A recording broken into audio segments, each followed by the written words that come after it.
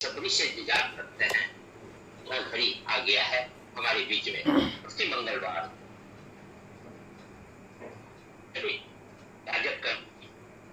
मंगलवार डॉक्टर हम सबों को विभिन्न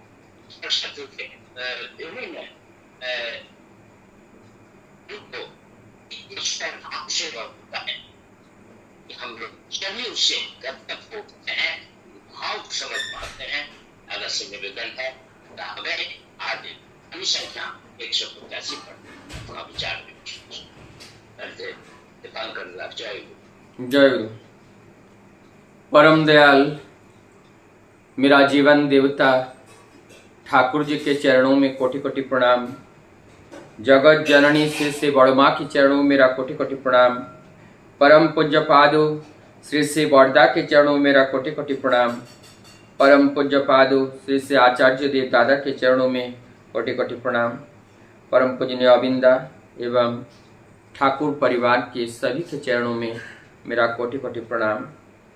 आज इस प्रभाती ऑनलाइन सत्संग में उपस्थित ठाकुर जी के पुत्र पंजधारी कर्मीगण, इष्ट प्राण, दादा, माताएं, छोटे छोटे बच्चे, सभी को यथावत स्थान पर मेरा आनंदित जय गुरु प्रणाम और ढेर सारा प्यार।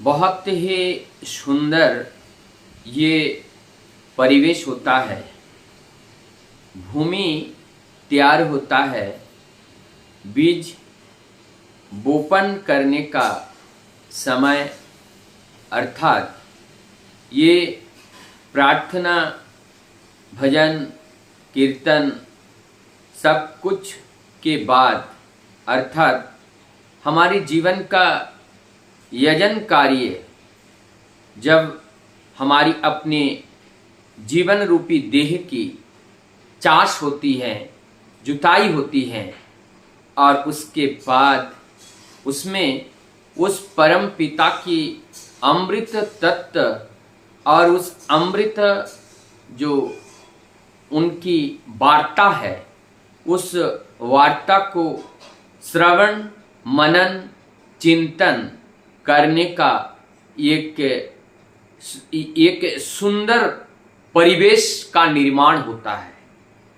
अभी अभी दादा ने बोले हैं जो अभाव की बात, जिस तरह से भाव के बिना अभाव ही रहता है, अर्थात अभाव को दूर करना चाहे तो भाव की जरूरत होते हैं।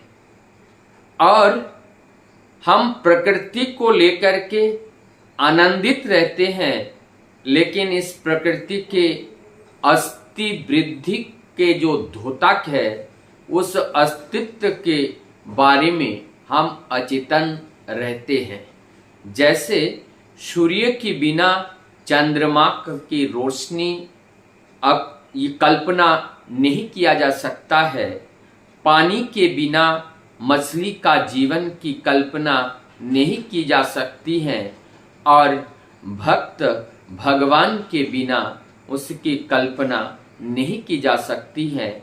जीवन नाथ के बिना कल्पना नहीं की जा सकती है। इसी प्रकार के ये सत्य, ये जगत का जो अस्तित्व है, जो अस्थि है, अस्तित्व के बिना अस्थि की कल्पना नहीं की जा सकती है। और सब वस्तु और ये सारी जगत के पीछे एक ना एक ऐसे शक्ति इनके पीछे खड़ा है, और वही शक्ति ही मूल है, और वो मूल शक्ति निराकार रूप में है, जिसे दिखाई नहीं पड़ता है, लेकिन उन्हीं के द्वारा ही ये जो दृश्यमान जगत है, उस जगत को हम देखते हैं, उपभोग करते हैं। जगत कितना सुंदर है, कितना यहाँ पे पेड़ पौधे, मनुष्य एवं अनेकों प्रकार के सुंदर सुंदर वस्तुओं से ये धरा संपूर्ण भरा हुआ है।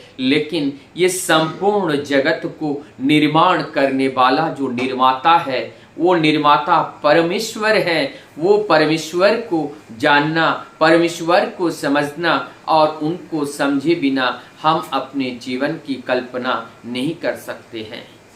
इसे हम बहुत सुंदर एक उदाहरण से हम समझ सकते हैं कि हमारी जो आंख है ये आंख देखने का काम करती हैं। तो ये जब हमारी आंख देखने का काम करती है, एक पल के लिए ये शरीर में से आंख को निकाल करके अगर हम रख देते हैं टेबल के ऊपर, अब हम उनको बताएं ये आंख आप सारे जगत को देख लो, क्या आप देख पा रहे हो? क्या वो देख पाएगा? वो नहीं देख पाएगा, क्योंकि उनके अंदर वो सत्ता नहीं है। उनके अंदर वो जो अस्थि वृद्धि करने वाले जो अस्तित्व है, वो अस्तित्व का अभाव होने के कारण वो वस्तु तो है, लेकिन वस्तु के अंदर वो प्राण स्वरूप प्राण पुरुष नहीं है। और जब तक वो प्राण पुरुष नहीं होते हैं तब तक कुछ दिखाई नहीं देते हैं, कोई भी क्रिया संभव नहीं है। हम जो ये हाथ उठा रहे हैं, मुंह से बोल रहे हैं, शब्दों को स्मरण कर रहे हैं, लेकिन ये सब के मूल में है हमारे प्राणनाथ, हमारे प्राणेश्वर। यदि हमारी वो प्राण में प्राण प्रिय अगर बैठा हुआ नहीं है तो हमारी ये मुख से ना तो वाणी निकलेगी, ना तो हमारा ये हाथ ऊपर उठेगा, ना तो हमारी ये दृष्टि देखेगी, ना तो हमारा ये चेतना कार्य करेगा, ना तो हमारी अस्तित्व धीरे धीरे मिट जाएगा।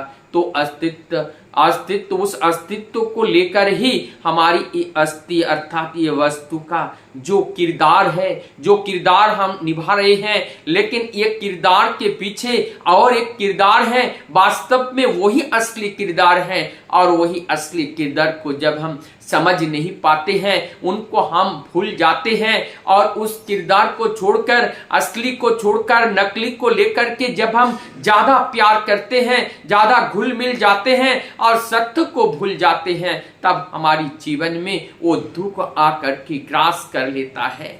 हम ब्याज के बारे में तो जानते हैं, हम ब्याज को प्यार करते हैं, लेकिन कल्पना कीजिए मूलधन के बिना क्या ब्याज संभव होते हैं? ब्याज तभी हमें प्राप्त होते हैं जब मूलधन रहता है। मूलधन अगर नहीं है तो ब्याज और हमें प्राप्त ही नहीं हो सकता है। तो ये हमें ब्याज को पाने के लिए मूलधन की पाना अत्यंत जरूरी है। इसी आप ठाकुर जी ने सत्यनिष्ठ में बहुत एक सुंदर व्याख्या किए हैं सत्य को लेकर के। सत्य के बारे में हम क्या जानते हैं? सत्य आए हैं ये अस धातु से, जिसके अंदर छिपा हुआ है बचना और बढ़ना। जिसके अंदर बचना और बढ़ना ये छिपा हुआ है, वही सत्य के अंदर।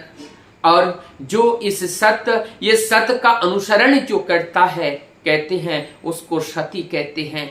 और जो सत्य का अनुसरण नहीं करते हैं उसको असती कहते हैं। तो हमें सत्य होना है, हमें सती बनना है।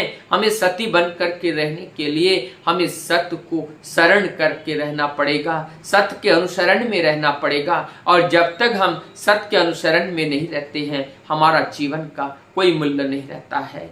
जिस तरह से दूध के बिना मक्खन की कल्पना नहीं कर सकते हैं, भगवान के बिना भक्त की कल्पना नहीं कर सकते हैं, ठीक उसी प्रकार से सत्य के बिना इस जगत की कल्पना नहीं कर सकते हैं। सतीर्थ तक ही कल्पना नहीं कर सकते हैं। सतीर्थ तब है जब हमारी जीवन में सत्य है। सत्य के बिना सतीर्थ की कल्पना हम नहीं कर सकते हैं। आज वो सत्य और सती के बारे में ही हमें जानना है।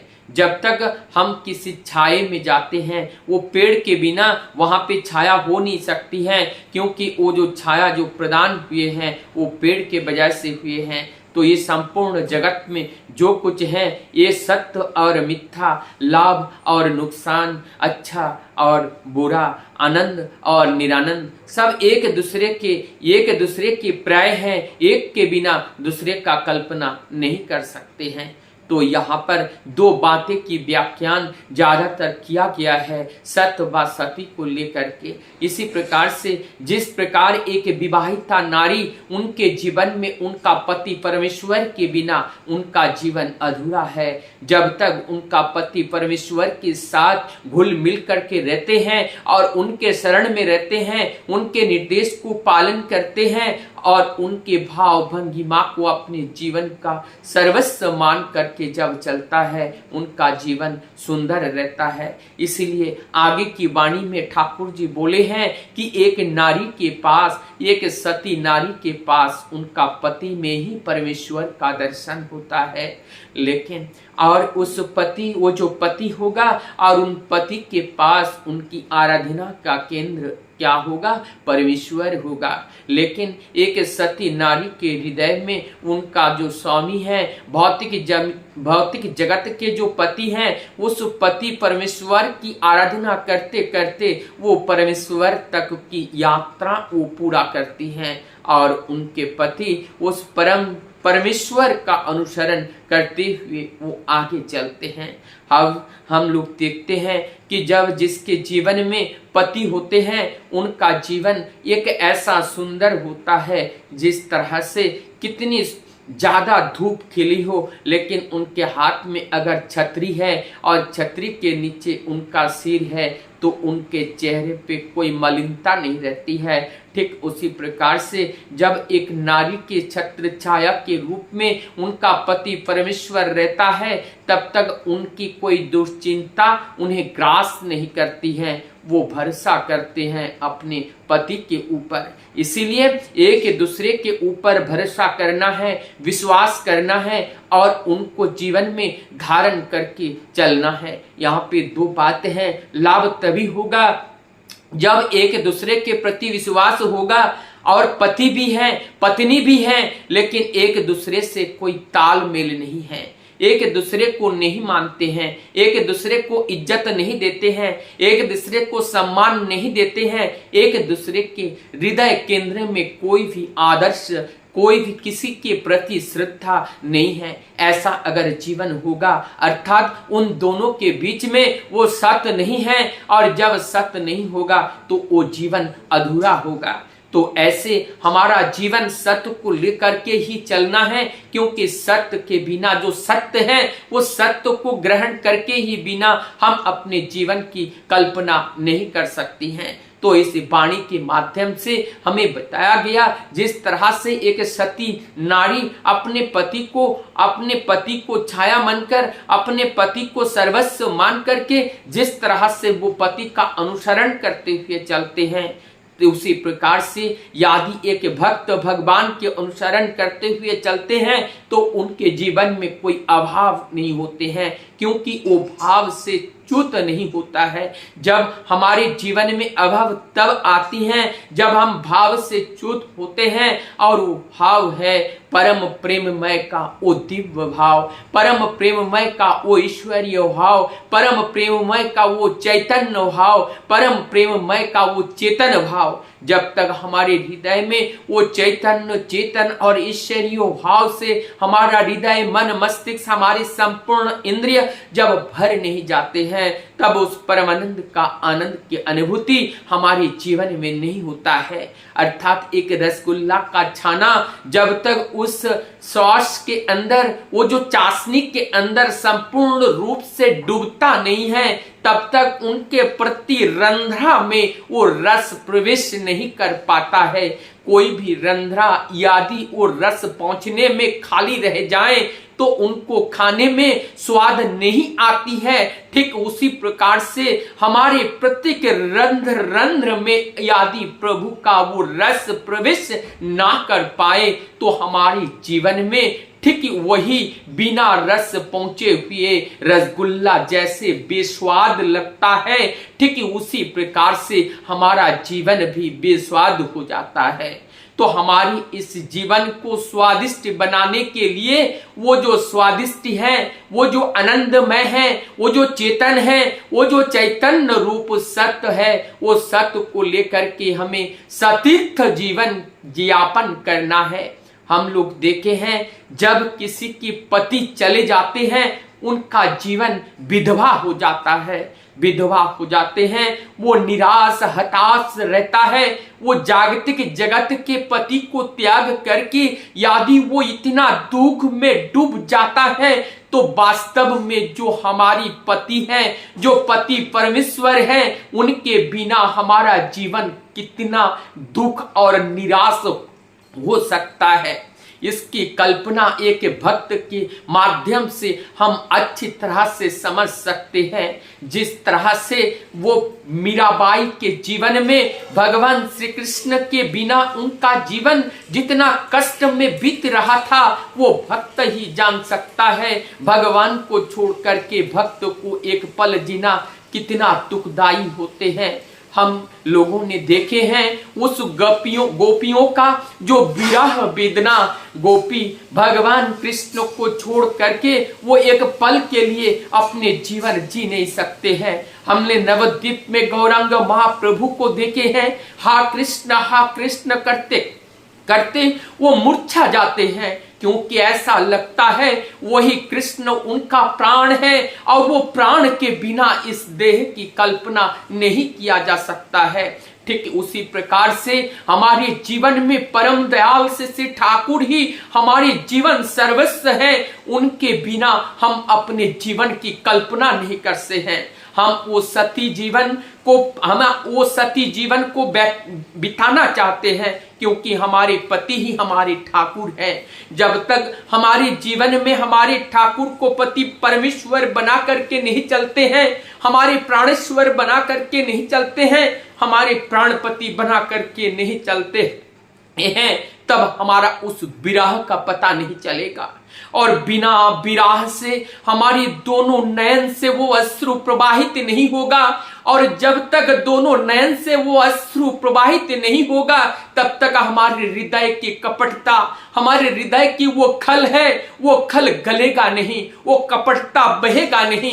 यदि हमारी अंदर की वो टॉक्सिन को निकालना चाहते हैं, जहां पे प्रेम नहीं है, जहां पे केवल कपटता है, क्रोध है, लोभ है, कामना वासनाओं से भरा हुआ है, वो सबको पानी पानी करने के लिए प्रभु की उस विरह का चिंतन करना पड़ेगा, उसी चेतन में डूबना पड़ेगा, उसी विरह अग्नि में अपने को दग्ध करना पड़ेगा। जब विरह अग्नि में हम दग्ध होंगे, हमारी अंदर की वो सारी कामना वासनाएं जल करके भस्म हो जाएगा, और तब हमारी और भगवान के बीच में किसी तरह का कोई बैरियर नहीं रहेगा, कोई पर्दा नहीं रहेगा, सारा पर्दा हट जाएगा और आत्मा और परमात्मा का मिलन हो जाएगा।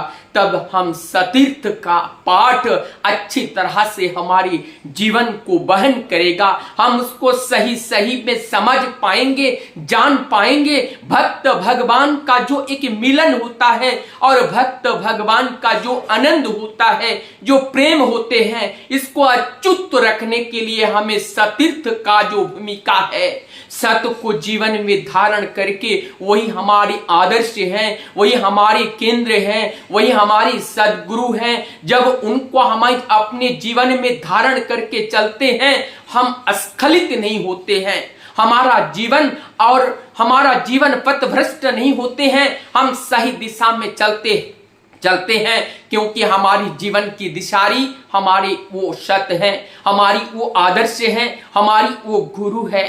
तो इसीलिए यहाँ पर ये सत्य व सती के बारे में ये व्याख्यान, ये पति पत्नी के जीवन को लेकर के और गुरु और भक्त और भगवान के जीवन को लेकर के इस वाणी में व्याख्यान किया गया है। इस व्याख्यान को वास्तव में हमें समझना पड़ेगा, और जिस दिन हम इस व्याख्यान को वास्तव में समझ जाएंगे और ऐसे आदर्श को जीवन में धारण करेंगे तो ये अनेकों संप्रदायवाद का जन्म नहीं होगा, और जब संप्रदायवाद का उत्पन्न नहीं होगा, हम सब एक हो करके चलेंगे तो एक दूसरे के प्रति विद्रोह की घोषणा करके युद्ध का ये जो समागम है, ये समागम को हम आश्रय नहीं देंगे। ये युद्ध का समागम नहीं होगा, आनंद का समागम होगा, प्रेम का समागम होगा, विश्व संगीत का प्रवाह से ये दुनिया प्रभावमान होकर के उस परम तीर्थ परम सती तीर्थ और उस अमृत महासागर की ओर बहमान होकर के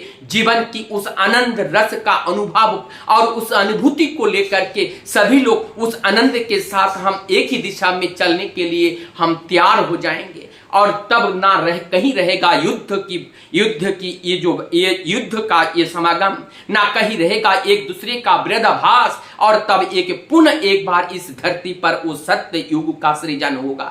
ऐसी आशा परम दयाल परम पिता करते थे और हर वाणी में स्वयं वो जीवंत होकर के वो स्वयं है, हर वाणी के अंदर है, केवल उनको समझना पड़ेगा और उस जीवन से उसको पालन करना पड़ेगा। तभी हम परम पिता को लेकर के जो वहन करना है, घर घर में उनकी वार्ता को पहुंचाना है, तब पहुंचाने में हम सफल व सार्थक हो पाएंगे। सबकी मंगल प्रार्थना परम दयाल के रंगरातुल चरण में करता हुआ मैं अपने इस बात को यही विराम देता हूं। जय गुरु, वंदे पुरुषोत्तम।